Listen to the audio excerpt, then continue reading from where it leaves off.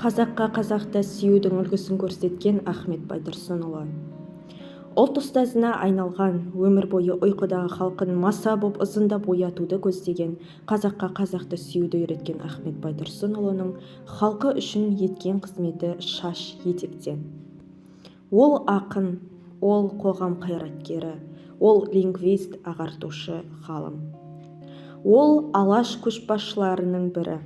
Ол қазақ үшін 5 рет түрмеге түсіп, асықпаңдар артымызда, қазы бар деп, сонда атылып кете барған асыл боздақ. Оның өмір жолын, жасаған қызметін білу, бағалау біздер үшін парыз. Адамдық диқаншысы Ахан. Ақын Ахмет Байтұрсынұлы 1872 жылы 5 қыркүйекте Қостанай облысы Жангелдин ауданына қарасты Сарытөбек елді мекенінде дүниеге келген. Әкесі Байтұрсын Шошақұлы еті тірі, намысты қолдан бермейтін адал азамат болған екен. Руластарына қысым көрсеткен Торғай уезінің бастығы полковник Яковлевті соққыға жығып 15 жылға Сібірге айдалыпты.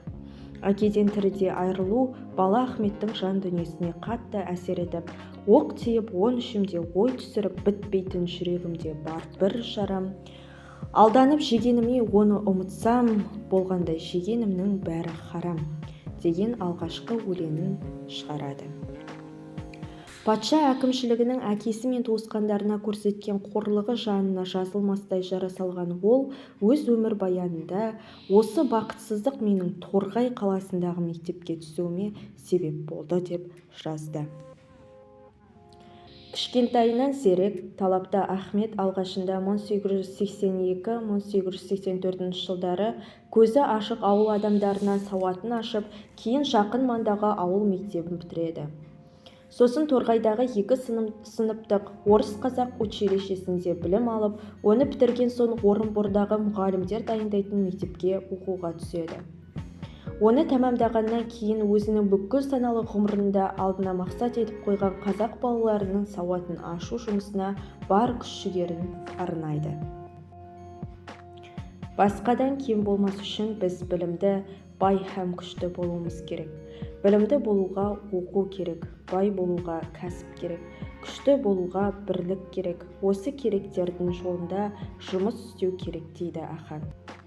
Істі ағартушылықтан бастау, халқын құлдықтан азаттыққа алып шығатын жол екенін жақсы түсінген ол бастапқыда Ахметкерей Қонысбаев деген байдың үйіне мектеп ашып, кейіннен Аманқарағай ауылнай мектебінде 1 жылға жуық бала оқытады.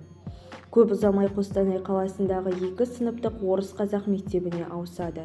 Міне, осылай Аханның бұраланы көп ұстаздық жұмысы басталады.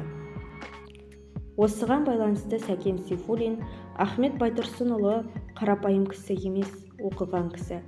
Оқығандардың арасынан шыққан өз заманында патша арам қулықты атарман шабармандарының қорлығына, мазағына түскен халықтың намысын жыртып дауысын шығарған кісі.